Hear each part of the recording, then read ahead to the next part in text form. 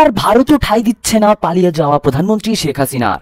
ঠিক কোনো প্রোটোকলে তাকে আশ্রয় দেওয়া হয়েছে বা তাকে কি কি সুযোগ সুবিধা দেওয়া হচ্ছে তাও জানতে চান সাধারণ মানুষ। তারা মনে করেন দেশ থেকে বিতাড়িত হওয়া প্রধানমন্ত্রী তাদের দেশের জন্য মঙ্গলজনক কিছু হবে না, উল্টো বাংলাদেশের জনগণের তোপের মুখে পড়তে হবে, যে কারণে শেখ হাসিনাকে ভারত পাঠানোর পক্ষে অধিকাংশ ভারতীয়।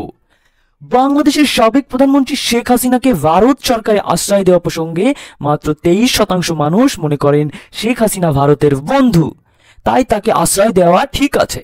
বিদ্যমান পরিস্থিতিতে বাংলাদেশের সঙ্গে ভারতের সম্পর্ক উন্নয়নের স্বার্থে তাকে ফেরত পাঠানো উচিত, এই মতের পক্ষে 55% মানুষ, অর্থাৎ বেশিরভাগ মানুষ চান বাংলাদেশে শেখ হাসিনাকে ফেরত পাঠিয়ে দেওয়া উচিত।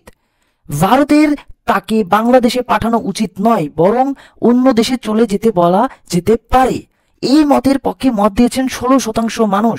সূত্রে জানা যায় 5 আগস্ট ভারত ছাড়া অন্য কোনো দেশ শেখ হাসিনাকে আশ্রয় দিতে রাজি হয়নি, যে কারণে অনেকটা বাধ্য হয়ে ভারতে পাড়ি জমাতে হয়েছে সাবেক এই প্রধানমন্ত্রীর।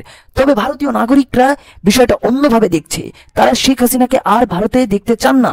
তারা মনে করেন শেখ হাসিনার কারণে ভারতের সাথে বাংলাদেশের সম্পর্ক খারাপ হচ্ছে, যেটা কোনোভাবেই কাম্য নয়।